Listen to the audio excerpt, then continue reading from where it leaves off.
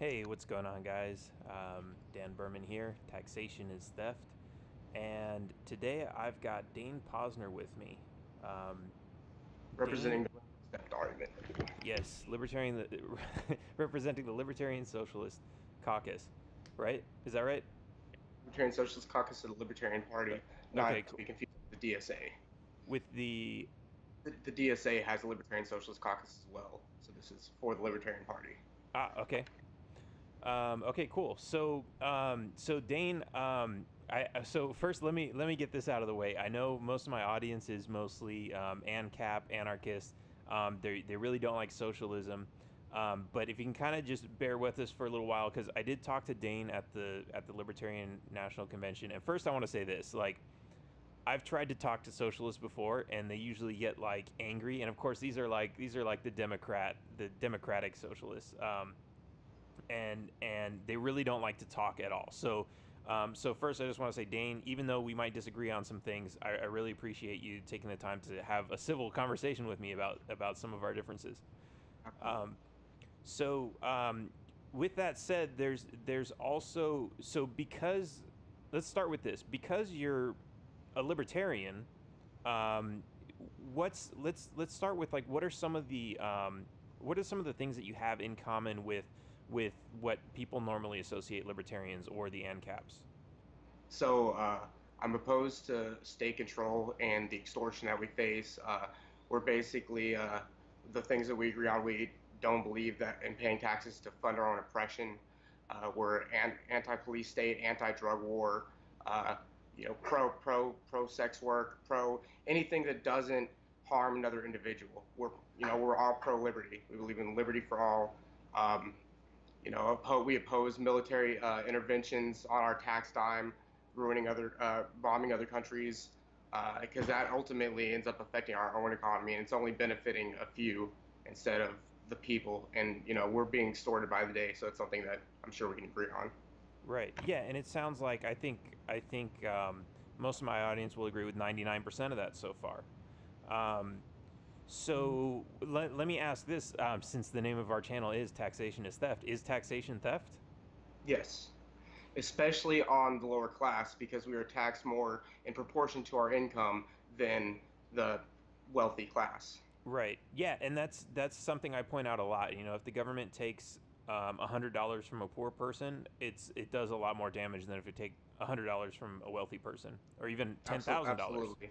Absolutely. Since so many of us, especially in my generation, are working paycheck to paycheck, with two to three jobs, 40 to 60 hours a week, and still barely being able to get by. So paying into a system on top of that and not even getting the benefits of that system is just, I mean, that's absolutely theft. Right. Okay, cool. And this is why I like talking to you because I think there are, a lot of people, a lot of libertarians hear the word socialist and they're like, "Ooh, Bernie Sanders," or they jump to a lot of conclusions and they really kind of put up a wall before they hear anything else. And I think right here alone, we've heard a lot of really great things. So let's start getting into some of the differences. Well, actually, no. First, let me ask a couple other questions because I heard, as you were mentioning the some of the similarities, you said you're for legalization of sex work. So this is, I guess, this is just an interesting question that comes up because a lot of people presume that socialists are against any kind of work. But of course, we're talking about a right to work versus being punished for working. What's kind of the libertarian socialist? And can I say libsoc? Is that how you say the abbreviated version? Some people say libsoc, some people say libsoc. I say Okay, libsoc. so It's your preference. Doesn't matter. okay, cool. So what's the libsoc kind of stance on any type of work? So, I mean, we believe that anybody should do the type of work that best suits them, and if that's sex work, as long as it's consensual, there shouldn't be any hindrance to that, especially by the state. Um, because that prostitution is illegal in most of the country, sex workers are put in more danger because they have to operate on the black market. So, the what it's a fun fact, the way people interpret normal socialism is usually with like Leninism, Stalinism. Lenin actually authorized a massacre of a bunch of prostitutes, thousands of prostitutes, after the Bolshevik Revolution. So that's not a socialist perspective at all. So all socialism is we believe that the workers deserve the rights to the means of production. Those that labor should be entitled to the fruits of their labor. So sex work is goes in line with that. It's self ownership. It's not harmful to anybody. And a lot of people would probably argue, and I'm sure there's statistics to back up that it makes the world a better place. Humans have urges, and that's something that's necessary. It should be valued. It shouldn't be shamed. It's something natural. The world's oldest profession. So it sounds like you're pretty much for the open exchange of I have something you want, you have something I want. Let's exchange those things, which that's kind of the foundation of what the anarcho-capitalism is. So what's different in that, or is there anything different in that alone, in that aspect alone, as far as the socialism? So I don't necessarily believe in currency, that form of trading, because it is a state that gives currency value. I mean, of course, the markets have the influence, but of course, the state prints the currency. So what we feel is that you know if somebody wants to just offer their services to live in the community, we believe that it's a valuable resource. Labor is a resource. You could exchange it for natural resources, but it doesn't even necessarily have to be a trade, not even necessarily a barter system. I mean, that is classical libertarian philosophy. Even Proudhon talked about open markets, and by today's standards, he'd be considered a socialist, and he was one of the founders of libertarianism. So we feel that, I mean, we don't necessarily need to make a profit. It's just offering a service to reap the benefits of the rest of the community. Everybody plays their role. You don't need any sort of central planning. It's just a cooperative sort of environment. So that's basically what libertarian socialists believe. So now so you're kind of, and don't get me wrong, plenty of libertarians are against fiat currency especially, but they might be interested in using something like gold or silver or Bitcoin even as a currency, because those values are the values they're still kind of made up by a market, but at least they can't be tampered with the way government can tamper with a fiat currency. So is that an acceptable form of currency in your ideal society? So I don't see gold or silver as valuable personally, even if the market has decided that it is. That's something that a group of people decided that did have value. What I believe in is that actual resources that help people are valued: food, water, the right to clean air, land. Everybody deserves a right to shelter. We don't believe that any of those resources should be capitalized on, because it can steal from the community as a whole, and it renders basically into an artificial scarcity, kind of like what Stalin did. So this means that so let's say in a completely ANCAP society, it wouldn't be favored to use a fiat currency, but if anybody wanted to, of course they could. So in your ideal society, would it be forbidden to use a fiat currency or gold or silver or Bitcoin as a currency? It wouldn't be necessary. We believe in a resource-based economy where you have, like I said, everything that you need. There's no necessity for gold or silver that doesn't provide any nutrition, no substance. It doesn't do anything for the human population. It's been given a value, based on thousands of years of it being passed down as being valued. It's been socially accepted to be that way. But from my perspective, I don't see that as valuable. It wouldn't be banned, but it Right, wouldn't be necessary. and I'm not trying to argue that. I mean, I completely agree with everything you're saying. It is pretty much, I mean, it's got a few practical uses, but for the most part, it's kind of useless for everybody, except that it's shiny and everybody likes it. So if my question is really, if we have your ideal society, and I come along and I say, yeah, but I'd rather not barter directly with these two things that I want to trade. I'd rather trade one for gold and silver, so that for whatever reason it makes my transactions simpler. Would that be okay with you for me to do that, for not to force you to do it with your transactions, but for me to do it with my own. I mean, of course, there'd be a transitional period to the kind of society that I like to envision. So, I think that's going a step from fiat currency, but I don't, like I said, I don't see it as valuable.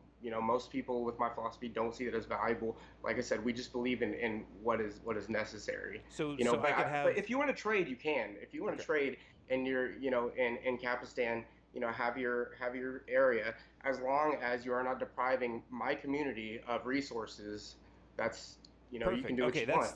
that's what I was getting at, because I guess what scares a lot of people with any type of politics is, this politician's going to come and they're going to take away something that you like. So what I can appreciate is if you can say, like you just said, if you want to do that type of trade with somebody else, that's fine, but I don't want to have anything to do with that. That makes total sense, and that's totally compatible with libertarianism, or the the Autoimmunity. yeah. So far, like, that doesn't sound like you're trying to take my stuff away, or anything else. So I see some questions coming in, so I'll get to those in a little bit too. I have to ask this question. This is probably like a ridiculous one, but it's one that all of us libertarians get asked. In a libsoc society, who would build the roads? The community that finds them necessary. If you need roads, if you need a path to clear, the community can decide, hey, we can do this. It'll benefit all of us. Somebody can provide water resources from a nearby well. Everybody plays their role. So it's just the community. You don't need a state. You don't need extortion to fund those roads. Everything is driven by human labor, not by capital. Okay, so again, that sounds very ANCAP.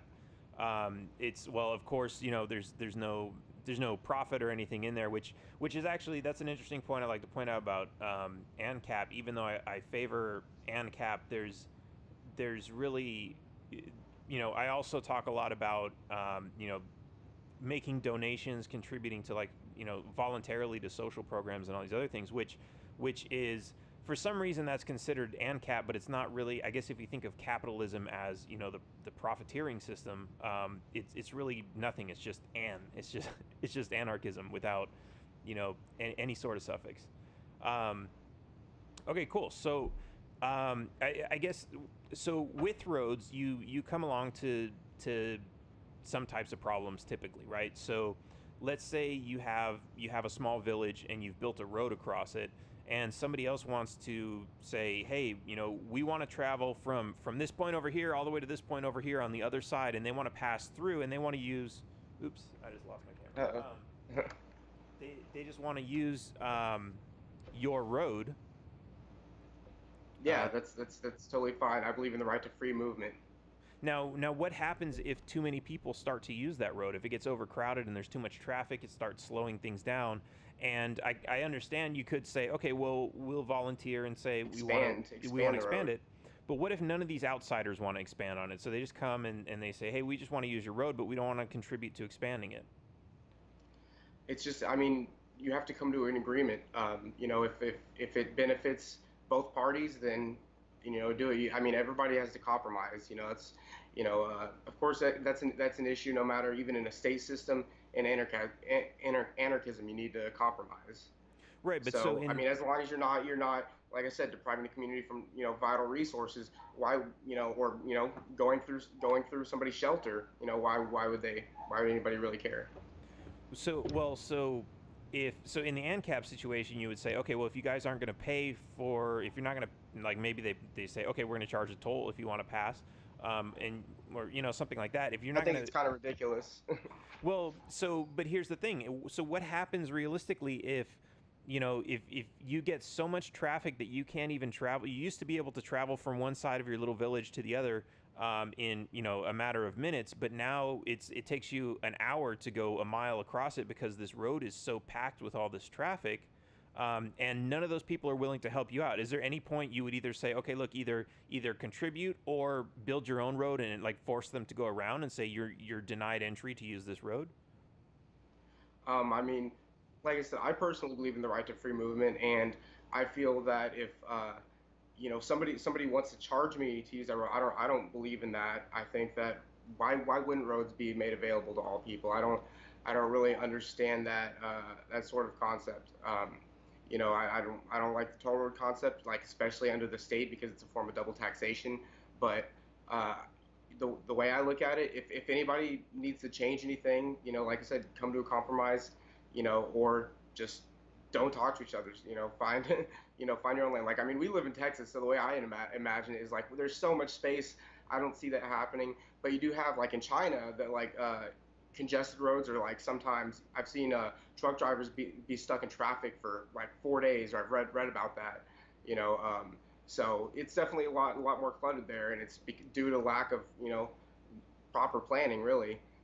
So it's all about like learning from prior mistakes, and then if you need to expand, I mean, you got to do what you got to do to make Well, everything accessible. so I think you said one thing that that we can agree on. You said if you can't reach a compromise, tell them to there's plenty of land and they could go around. Um, but let's say you just have some asshole who's like, we're not going to do that. We're just going to use your road. We're gonna abuse your road, and we really don't care. We know we could go around, but unless you're gonna actually physically stop us from using this road, we're not going to, because that's just the easiest path. Now the ANCAP way would say, okay, fine, we'll physically block you and say you're not allowed to use this because you're not contributing in any way. Would And the that's an act of libsocial force. it, well, it's an act of protecting your, what you've created. It's an act of protecting it's your hindering it's society. hindering it's hindering my right to free movement. That's affecting my individual liberty. Well, you're So allowed I to mean, use the road for free because you live in that community and you helped build it. So there's yeah, but nothing. but say I was an outsider. I mean, if somebody denies me, I mean, we're all humans. I don't believe that anybody has right to privileges to a certain road. I don't like I said, even toll roads are privileges because not everybody in the working class can afford to use them. So And I I that's a feel fair like point, but but at the same time, you can say, okay, the poor can't pay a toll, but at the same time, they still have to put gas in their car. well, actually, I mean, we're coming closer and closer. We have, you know, thousands of vehicles that have been manufactured with fully electric engines, so where you can charge it up, and go from the West Coast to East Coast and back for no money at all. So the oil and gas industry is becoming obsolete. That Well, the the reason electricity that that goes they, into these cars all comes from oil and gas. At the same time, they come from these power plants that somebody's got to pay to build these power plants and produce all this electricity that's then basically piped into a charge station that goes into these cars. So it's not like it's free energy. I mean, we do have the resources to have unlimited free energy across the country and across the world, with all of the automation and we have solar panels, we have hydroelectric power, we have geothermal power. There's so many different natural sources of energy that we can use instead of destroying the earth. I mean, switching to renewable energy right now would be most beneficial to everybody. But my issue is I mean, the oil and gas industry obviously doesn't want that. It gets into their profits. They don't care about the future of humanity. They don't care about my kids. They don't care about my grandkids. They don't care what happens as long as they're making profits. And so it's stubborn. I mean, they wouldn't. The reason that they're so powerful is because of government subsidies in this, especially in this country, Absolutely. and then in other countries as well.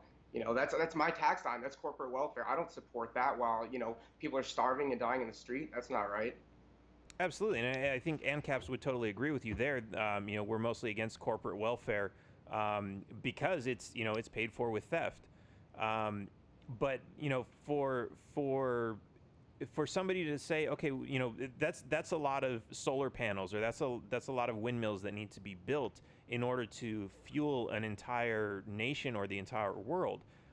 Who's going to actually build all those that has the technology and the resources without, who's just going to do that for the good of humanity? I think there are some good people who are willing to donate time and effort and money towards that, but it seems like a lot of people are going to say, well, hey, if I'm gonna put in all this work, I better get a little something out of it.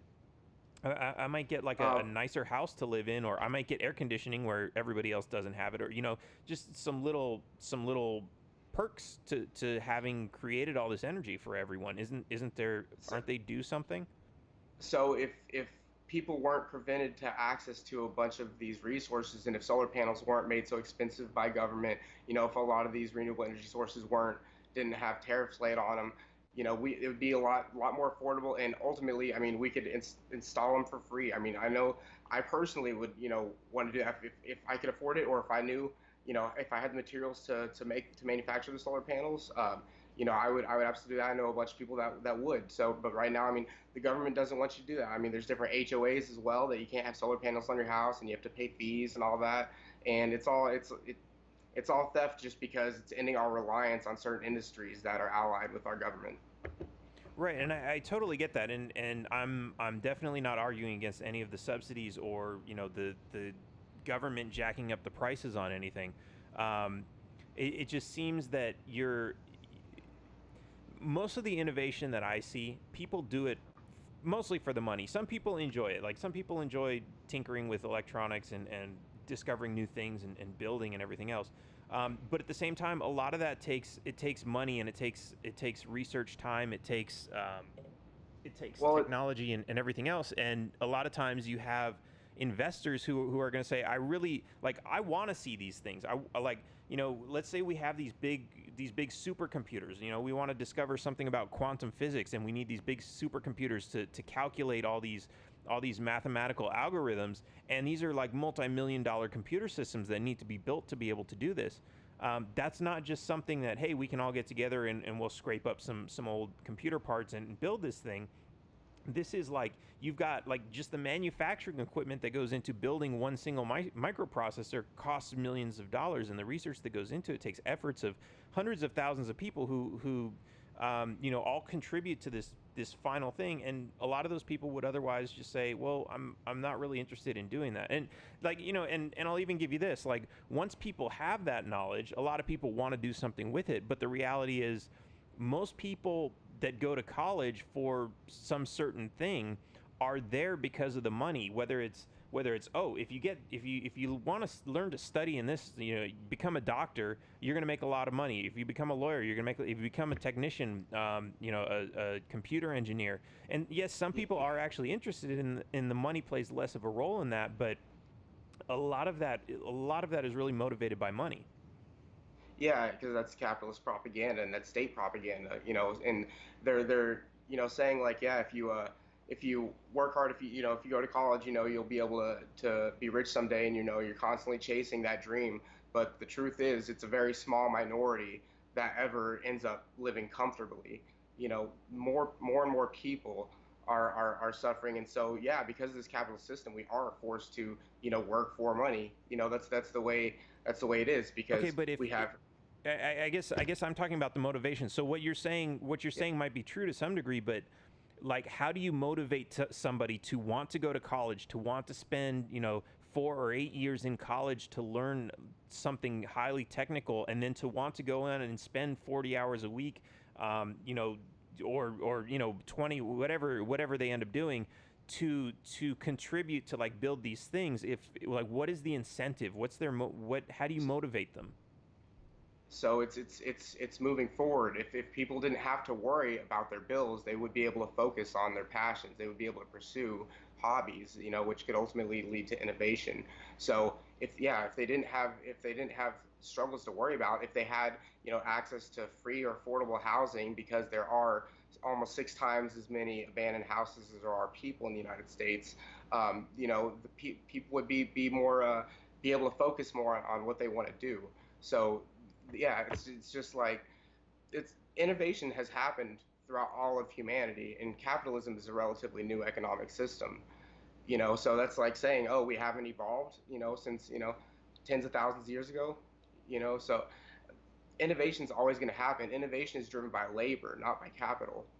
Capital is the incentive that really the state gives you. The state is who prints currency. That's who basically feeds you propaganda, saying that, yeah, you have to do this, and they're preaching preaching a lot of like false hopes and dreams for a lot of people, because a lot of people in my generation, like I said, can't even afford to go to college, or they're up to their neck in student loan debt. Most people, they're like, I'll never be able to pay that off. That's not right. Education is not affordable. with or without government subsidization. Same thing with healthcare. Right, and what I actually argue is that government is the reason that college is so unaffordable, because they're basically printing the money to create these loans that are inflating the prices on everything. So it sounds like we're kind of in agreement on that part. It's there's a question here from Cameron. This is kind of getting off topic a little bit, but he wants to know, what is rent is theft, and how is that libertarian? And I think I actually had this conversation with you at the convention, but why don't you go ahead and explain it from your perspective? Yeah, so the way I see it is, most landlords don't provide a service.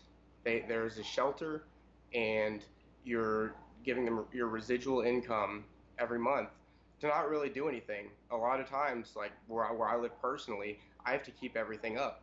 I have to do all the repairs myself. And it's not, they're not contributing any service or value to me.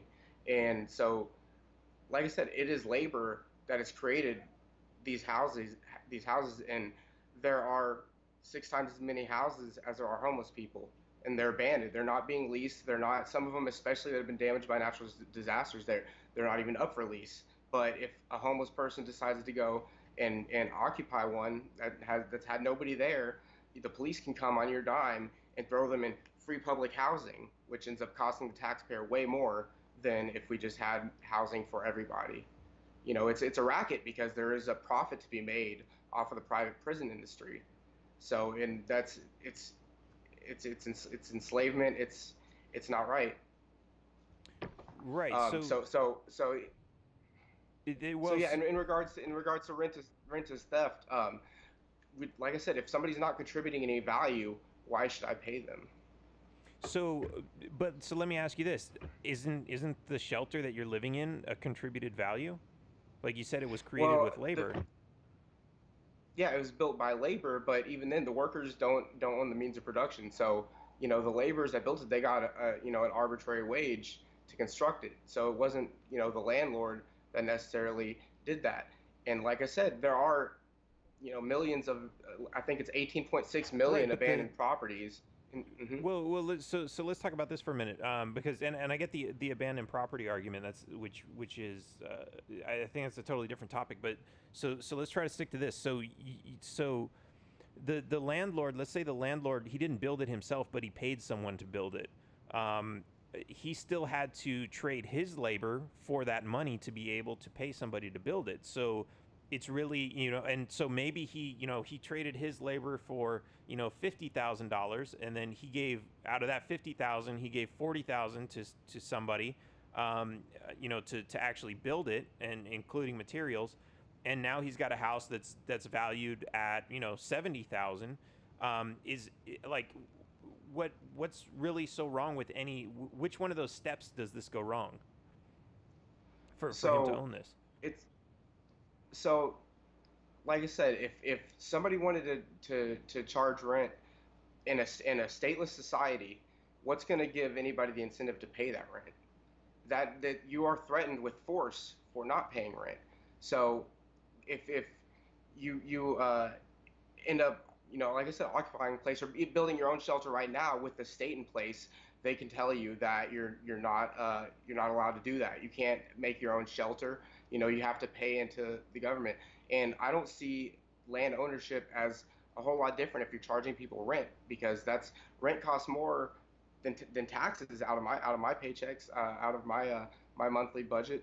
Um, Right, but and you're getting a lot for that value. So like, let's say government's out of the picture, because I want to do that too. And you find a little piece of land and there's nobody on it, and you want to build your own shelter. Are you really going to have as nice a home as one you're living in now, that's got like smooth painted walls and electricity and plumbing and all these other things, if you just build it yourself and uh, not? Well, it very well could, because I am an anarcho-communist. So I believe in, finding community that's down to do that. Everybody's got that has certain skills that could help to create something. And right now, especially in the age of 3D printing, it's becoming far less labor intensive than it ever was before. So free housing is pretty much accessible. I mean, I just recently saw that there's I think in Sweden, a 3D printer that they can print a full house for about $4,000 in cost of materials. But for those $4,000, you could actually just go retrieve those materials yourself. You don't need to pay. I mean, that's just the average cost according to the market. But it doesn't really cost capital; it's labor. So if I were just to gather those materials with some like-minded people, then all we need is a 3D printer, and we can do that. So So where do you I'm get the 3D printer? Because like you said, the 3D printer is sold for $4,000. So if it's not for sale for a price tag, how do you acquire that? Well, it's $4,000 for the materials, so they didn't have the price for it. I see. But but I mean, since 3D printers can even print 3D printers, that's going to be the whole new future. Is there's not going to be any really cost according to it besides the cost of human labor. So yeah, I mean, if you have a bunch of like-minded people that want to share, because I mean, of course, right now the system of currency is not going to go away anytime soon.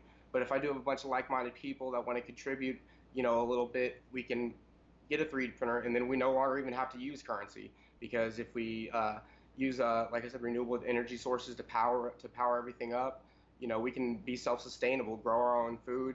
We don't have to worry about the government. But of course, that's a pipe dream, because the government's not okay with that, because Right. you're taking away from the landlords. The landlords don't want that. They have a lot invested in their profession, where it's not really a skill. Landlordism isn't a skill. Carpentry is a skill for sure, but a landlord, that's not. I mean, So basically a salesperson. in your in your system, so the way I see this is currency is almost kind of like a proof of work. So like even when you talk about blockchain, there's like a proof of work, right? So if I live in one city and let's say I contribute a lot in this city, um, I helped build roads, I helped build houses, and I'm a big contributor. But then I say, hey, you know what? I want to move over to the next city over, and I want to see what life is like over there. And I go there, and when I get there, they're like, okay, who is this guy? Is he just some bum who's coming here to like rip off all of our stuff, or is he a contributor to the society who's gonna be, a part of this community? In a capitalist society, I could go and I say, I have money. This is proof that I have worked. Of course, it could be stolen or whatever, but that's generally proof of I've done something to generate this for myself, and so you can count on me being a productive member of this society. What do you have in socialism, where if you wanted to go from one city to another, they would kind of accept you and say, yes, we don't have a spare house for you, but you can stay in this one. We'll make space for you. We'll be very accommodating for you. Because is there any sort of reason that they know? Like, do they call and get references from the other city that they know you're going to be contributing in the future, or does it not even matter? Yeah, I mean, honestly, I don't believe that it matters. I mean, do you really believe that those that can't contribute labor are not valuable, like disabled people that literally can't work? I mean, what happens to them in Capistan, if Well, of they course not. can't But contribute any value? I think So like there was an experiment that they did in New Hampshire where they had this welfare program, and all these other states were saying we're going to drug test, and that didn't work. That didn't take anyone off the welfare program. But what New Hampshire did was they said if you're able-bodied and you're going to be receiving money from us, then you have to do some sort of community service, whether it's cleaning up parks or doing something like this. And what people basically said is, well, if we're going to have to work anyway, why don't we go get real jobs? And 80% of the people on the welfare program dropped off and went and got real jobs. And of course, there was an exemption for people who were not, like you said, they were disabled for whatever reason. It's not really right to expect them to be able to contribute. But if you're perfectly able to contribute, shouldn't you? I mean, is it right for somebody who's able to contribute to just sit there and eat all of your food and take up space in all of your shelter, or force you to build another shelter to accommodate him? And he's not helping to carry his own weight, even though he can. That's not a so problem? so so the way I see it is everybody's entitled to resources. Everybody deserves the right to life, liberty, and the pursuit of happiness, right? If you say that, oh, because you can't work, or even if you refuse to work, you can't eat, I don't think that's right. If you have, enough available, and considering the amount of land that we have, there is plenty of land available, and with technology, you can grow food indoors. There's a huge surplus, and in the United States, we're so wasteful about that. Supermarkets throw good produce away, and that's illegal in France. Um, and that's basically, I see it as a crime against humanity. To deprive somebody of something that's vital, regardless of what they can contribute. You might not, you Right, know, but I guess what, I'm not even suggesting really depriving them. I'm just saying, let's say I'm going to use the example. There's bananas up in a tree, right? And you can go up in the tree and you can get your bananas and you can eat. Now this other person, they refuse to climb the tree. You're not depriving them because you're not preventing them from climbing the tree, and they're able to climb the tree. They just don't want to. They'd rather have you climb the tree and get them for them because he wants to be served. He wants you to be his servant and go get the bananas for him. Is there any point where you would say, like, you're abusing my charity, and I'm not going to allow you to do that, because there are people who will abuse that. Is there any well, point where you'd say, no, just climb the damn tree and get it yourself?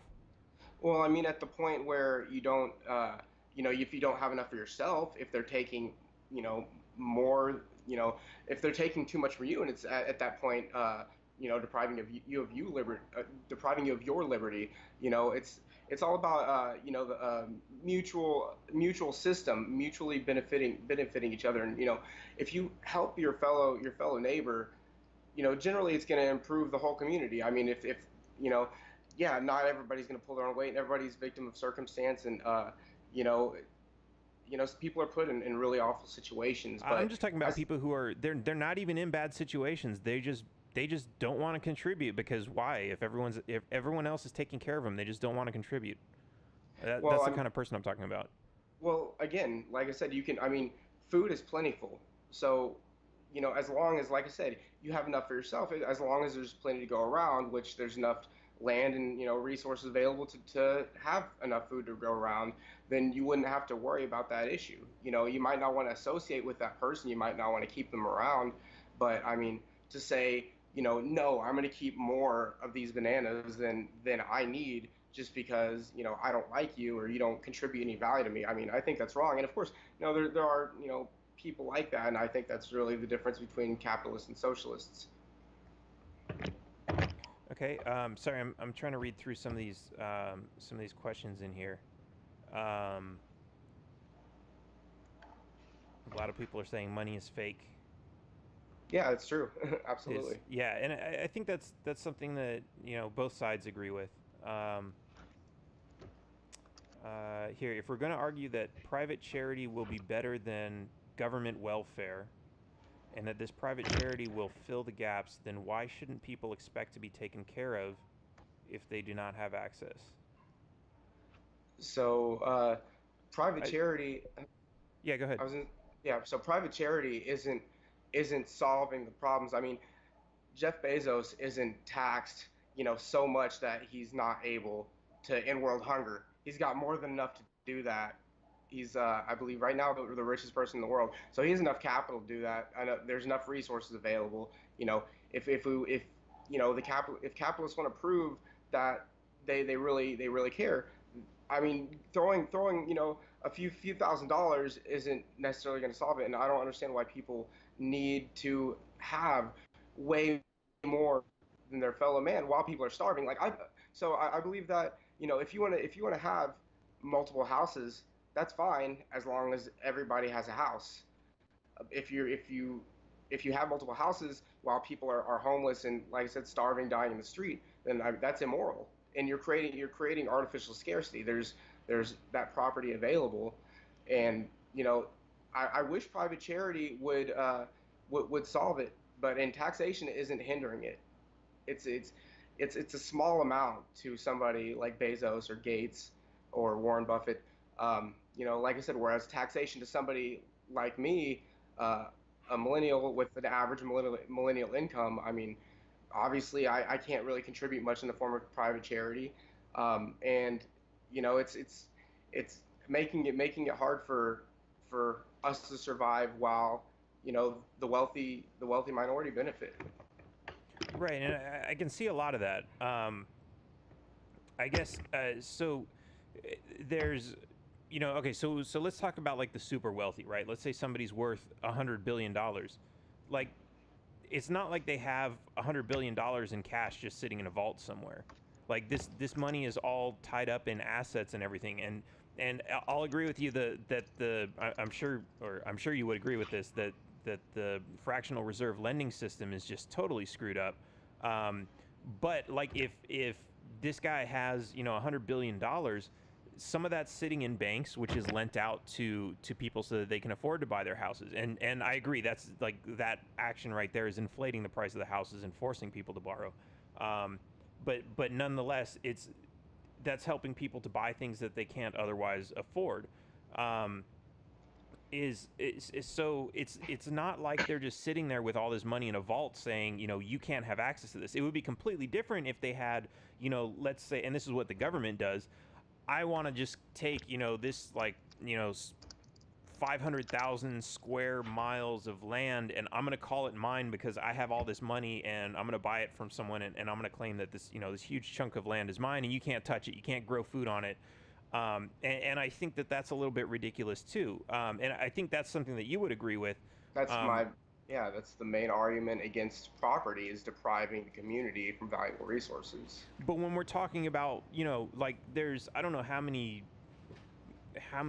thousands of hundreds of thousands of square miles of land that we have, how many houses how much unoccupied land is there where, somebody can own 3 or 4 houses or 3 or 4 properties, and there's still plenty left over for anybody else to go take a little bit of property and build on it.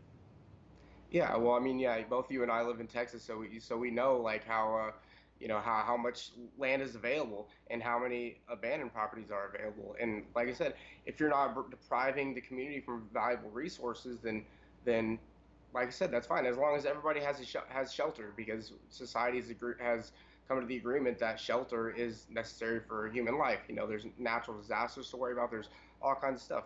Humans need food, water, and shelter.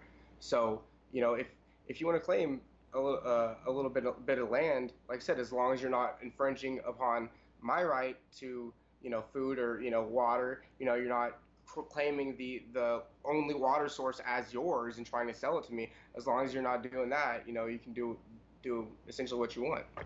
Right, and I can agree with the water source thing. I think I think, and that's a difficult one, but I think most people would agree that you can't just capitalize on some water source, like, what I guess Nestle does in California. But Yeah, okay, what about, exactly. let me give you another scenario. Let's say we're in Texas and I move out to the woods, kind of far away from everything else, but I don't have shelter there. Is it up to anybody to have to come all the way out to where I am and build me a shelter, or because it's not like you're forcing me to be there. Yeah, I mean, I'm not forcing you to. Yeah, I'm not forcing you to live in a shelter either. But if somebody wants shelter and there's shelter available, then they should be able to occupy that shelter, as long as they're not infringing upon someone's individual liberty. So, I like I see. So said, because this isn't more about. So this isn't so much about forcing somebody to build, to because I guess that's what I see in socialism, like, or the Bernie Sanders socialism is, you take someone's money, and you use that money to pay for a house. And what you're saying is no, if there's a vacant house, if there's an extra house, and nobody's in it, then it should be okay for somebody to occupy it. yeah, I mean, like I said, there's plenty of vacant houses without any furniture. You know, if I'm walking along and there's an obviously abandoned property, open window, and I don't, I've been traveling, and obviously, nobody, if there's signs that nobody's living there, there's no furniture, I feel like I should be able to occupy that. If somebody comes, if somebody had furniture in there, I'm gonna respect that. Like I said, as long as it's not, you know, 100,000 square acres, taking up literally all the land, because I mean, at that point, I mean, how is that not a kingdom? How is that not a state? um, I feel, yeah, I feel like if we do have the resources available, it's not a matter of if we do. have the resources available. We don't need money. The government is what tells us we need to use money, to use a system of currency. It makes us dependent on them. It keeps us living in this system. But another world is possible. We have resources to achieve everything that humans need and enough to innovate and go forward. We don't need the state and we don't need corporations. We need labor and automation, and so we don't even really need I mean, labor intensive jobs are going away by the day. Automation is the only way forward, and we're in post scarcity is very much achievable. Right, and It's something that we should all be working towards. I totally agree with a lot of that. Like it's there's I started growing my little hydroponic garden a while ago, with fruits and veggies, and like I see that being a reality, because yeah, we are tied to this, we are tied to a food supply chain that's I don't want to call it unsustainable, but it's become a dependency. They say, like, if that food supply chain ever goes out, it takes 24 hours before the shelves are empty at the store. And so, planning to have, smaller communities that have their own food grown locally and that sort of thing, I think is a really great idea. And especially when it's all automated and all that stuff, I think that's all like really great stuff. I guess I just don't see exactly how and well, I guess I'll say this. Like, when I was interested in doing that, I was spending my own money on buying the equipment and doing these things on my own. So I could see how people would be interested in doing this on their own. I guess, I just don't see how, let's say something happens with the food supply chain and I've got food in my own home. Is it okay if I just shut the door on my neighbors and tell them, sorry, I've only got enough for me. I don't know how long it's going to last. Is there any point where, it's okay for them to kick down my door and say, no, I know you've got food in there, I want some of it, and I deserve some of it? Well, I mean, I don't think that's okay, but I mean, well, that's essentially what's going to happen if you're in a community where, well, if you're, you know, living on a piece of land, and somebody's got the only resources available to make all the food. They have, the only like hydroponic system, uh, and there somehow like is a scarcity. People are gonna try to feed themselves regardless, and but that's the issue, is we don't need to really worry about that now because we do have plenty of those resources available. I mean, yeah, in certain areas it might not be as achievable, as easy as others. Not every place has fertile land, especially since climate change is a thing. But hydroponic systems are available, automated growing systems are available, aquaponic systems. There's so many ways to grow food, and we're only driven by, it's basically an illusion that we're spoon fed by the government and corporations that say no, it's scarce. That's why you need to pay us. It's hard to get food, to make food. So you have to depend on us. And the reality is we don't need to depend on anybody but ourselves and our natural environment. Yeah, and I think I can totally agree with that. I think where a lot of the concern that I have, and a lot of other libertarians, is just over, whether, like you said, even if it's socially forbidden for you to kick down someone's door and take their food because of scarcity, it's going to happen anyway. And of course, That's why we should somebody's be working. Well, yeah, that's why we should be working towards post scarcity. That benefits everybody. But go ahead, right, sorry. and I can totally agree with that. I think, what I see as a problem with that is just that you've got a lot of people who are, who are addicted to government, and they believe that government is always going to take care of them. And this, I think, this is a problem that we're both concerned with. That, as long as people want government, there's always going to be government. And in order to convince these people, like, it's going to be a real struggle to convince these people to kind of get off of these systems that they depend on, whether it's a socialist or capitalist system that they want to get into, to get them off of the dependency of believing that government's going to take care of us, these food suppliers are going to take care of us, no matter what happens, no matter what disasters come, we're going to be okay because of them, and so we don't need to prepare. I think Yeah, that's a big mentality, like, that I think we're both fighting against.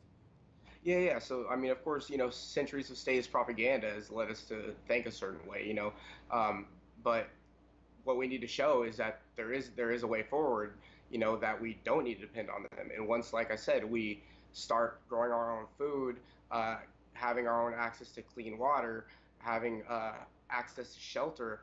Once we achieve those things, what do we need government for? Because I mean, like I said, they're not going to allow that because it cuts into the profits of the real estate agency, and therefore the lawmakers' pockets. Because obviously certain industries are investing in our government to get certain perks. So that's the reason that so many of these industries are still afloat. Like I said, we're spoon-fed an illusion of artificial scarcity, but like I said, we have 6 times as many homes as we do homeless people.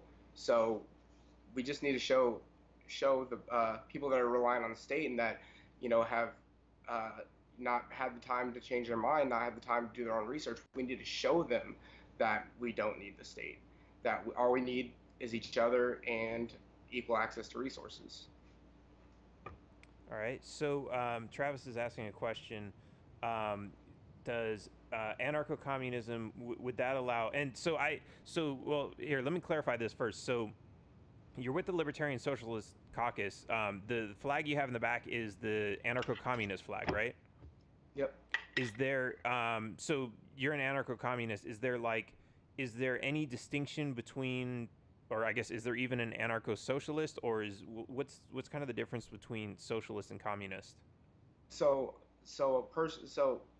I see socialism and communism and anarchism as synonymous.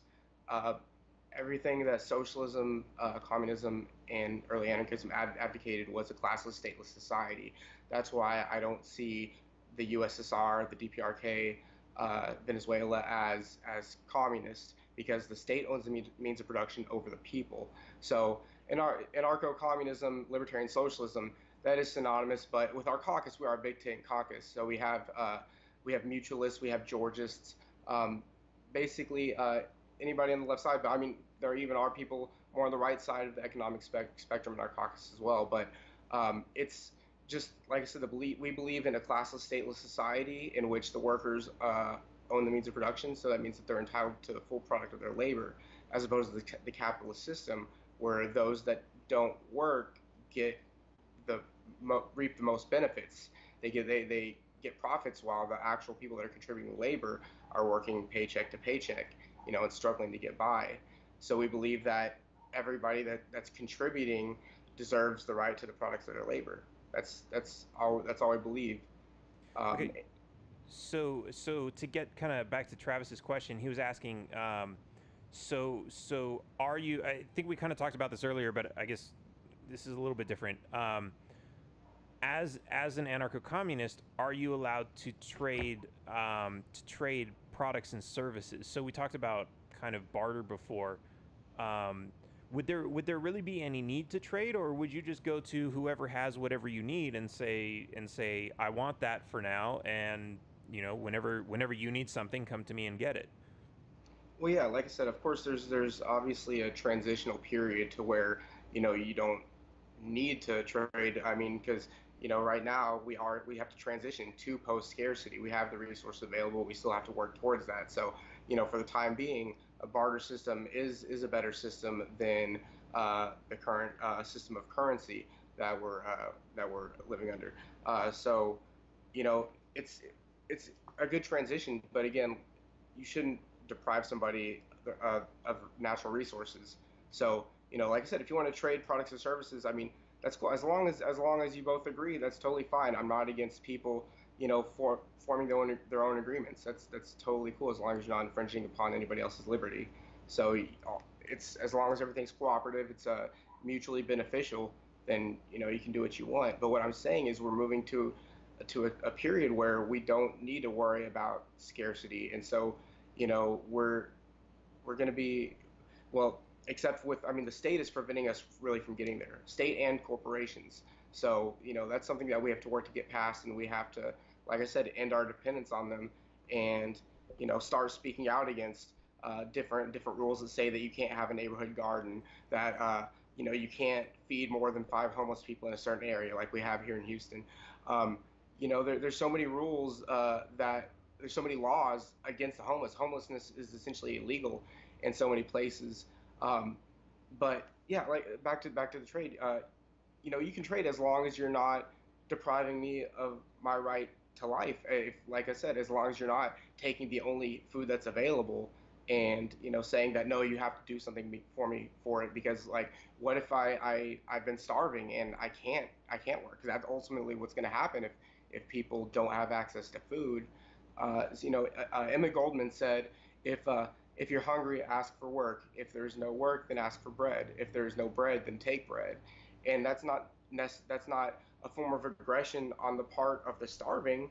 They are doing everything to sustain their life. And if somebody has surplus and they're not giving you access to that, or they're saying they have to do something for them, that's depriving them of their liberty and their right to life. And that's just wrong, because since we do have the resources available to feed everybody.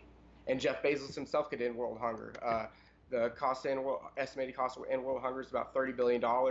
Jeff Bezos' net worth is 143 billion right now, and that's what's on the books. And he'd still live comfortably. I mean, that's still quite a bit of a Well, difference. A I few think $100 billion, yeah. I think that's an interesting proposition right there, because to begin with, um, you're so yeah. It's not so much a scarcity issue as a distribution issue. So, for example, you've got people who live in one part of the country which might have like really great fertile soil that's got all kinds of stuff growing out of it that you can eat. But then you might have some people that are living like in deserts where food just doesn't grow. It's a lot more difficult. You have to put a lot more effort into making sure that you have food, and it's just more scarce. So it's even right now they'll there's all kinds of statistics that say the food is available. There is enough food for everybody to eat. It's just not in the right places. And I know you talked about a lot of food going in the trash. But even then, like the food that goes in the trash is not, on the other side of the world where it needs to be, where people are starving. So it really takes a lot more, it takes a lot more effort. And I guess I'm wondering if what's kind of stopping you from doing this now? Because you talk about, okay, these people have all this money, but you're saying money is basically Relevant. or it was created from labor to begin with. So why don't you just take all of your labor and say forget money, just take all your labor and then create the fuel that you need and build a plane and get some food and fly it over to where it needs to go to solve that problem? Or do you need more people? Do you need more people to be able to do this? What's kind of stopping you from doing that now? Or is it just government? I mean, yeah, the government's a big part of it. If I decide to, build my own plane that's powered completely by renewable energy, they're going to shoot me down. Right. So we don't have the right to free movement even in our own country. Like I said, if I was able to do that, if I was able to get with a bunch of like-minded people and construct that plane, and we have the technology, we have hydroponic systems, we have 3D printers, we have the material to distribute, we could do that, but that would threaten the very existence of the state and the corporations that have invested in the state. So yeah, that's a huge hindrance. I mean, there is the threat of force on both sides. From like I said, the corporations and the state. So again, but like there's a lot of places where you can't legally collect your own rainwater. You're there, Right. there's so many different regulations that prevent us from living sustainably, living off the grid. I mean, Henry David Thoreau is a huge famous example. You know, uh, that he didn't want to participate in the government system. He wanted to just live in a cabin in the woods, and that wasn't okay with him. It's always Right. there's always going to be it's just the desire for power, the desire to dominate your fellow man, to have to have power over him. I mean, that's how I feel about both the state and corporations. Is they're actively through the process, through a hierarchical system, they're keeping us from achieving, uh, like I said, free food for all, free housing for all. They're keeping us from achieving post-scarcity because it cuts into their profits and their lavish lifestyle. They don't care because right now, like bunch of CEOs, they have plenty of security, both private security and the state. So if they you're in San Francisco, you've lived there all your life, and they're the Twitter office is growing, and more people are moving over. Their property values are going to go up, and you're going to be forced out of your house. And that's a natural thing. Is like there's homeless people every few feet, basically, and that's what happens. But then the rich person that lives in that mansion can then say, hey, I don't like this person being around here. They're loitering, and scoop them and throw them in jail on your dime. So there's they're both they're powerful institutions that are actively working against us. No matter how hard we try to get by, no matter what we contribute. Like I said, people of my generation are working 2 to 3 jobs just to get by, and we don't have money for luxuries. We're literally we're just able to barely provide for ourselves, and some people aren't. Right. So it sounds, I mean, I have to say, I know you take a lot of shit, because I see so many people posting like there's no such thing as libertarian socialism. I have to say, listening to you talk, there are a lot of things that sound like they're completely compatible. Like, you said if you can get enough people to work with you to build a plane, and the only problem you have is that the government's going to shoot it down. I totally agree with you. Let's get the government out of the picture and allow you to do that. I think there's a lot of really great ideas that you have, that that are, and you're willing to basically volunteer and put forth your effort. And I didn't hear too much of you saying you're going to force other people to contribute if they don't want to, which I think is also completely compatible with ANCAP. So I think there's this conversation, I'm sure, is going to keep going on for probably decades, with a lot of different people. But I think it's really interesting, a lot of things that you have to say, and for any of the ANCAPs or libertarians that are watching, I think you can really consider some of the things that he's saying as compatible with what your beliefs are, even if there is a little bit of friction and differences. I think it's really interesting, some of these points. So again, Dane, I want to thank you for taking the time to talk to me and have a civil conversation about this. That said, before we wrap this up, are there any websites you want to plug, or is there any good sources of information that you want to point out that others can learn more about this? Sure. So we have a very active Facebook page, very controversial Facebook page, Libertarian Socialist Caucus, the Libertarian Party, www.facebook.com/libsocs. And then we are on Twitter at libsocscaucuslp. And right now, I also wanted to say that we are running 2 candidates for office this year, Matt Keno for Michigan District 22 and Benjamin Drake for Michigan District 36. They're both running as representatives of the Libertarian Socialist Caucus, and of course, Matt Keno famously, just recently ran for chair. Being an open anarcho-communist, running for LNC chair was a huge deal, and that helped me feel accepted into a party that I didn't really necessarily feel accepted by before. And there's a lot of people who feel the same way, that the Libertarian Party for the long time hasn't exactly represented the working class, and so it's to be able to allow somebody with our perspective to be able to get on stage and speak. And the fact that I was able to speak at the convention, and we almost got a bottom immunity state resolution passed. I mean, that's a big deal, because we should both agree that we should be growing the party, we should be working to bring more people in, and we should be working together for liberty for all. So that's that's important. We can work together. It's just all about solidarity and not infringing upon others' right to their individual liberty. Awesome.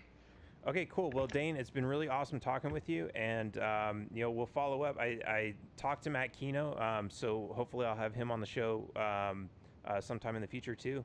And it's been great talking with you. Taxation is theft. All right, taxation is theft on the lower class. All right. Take care.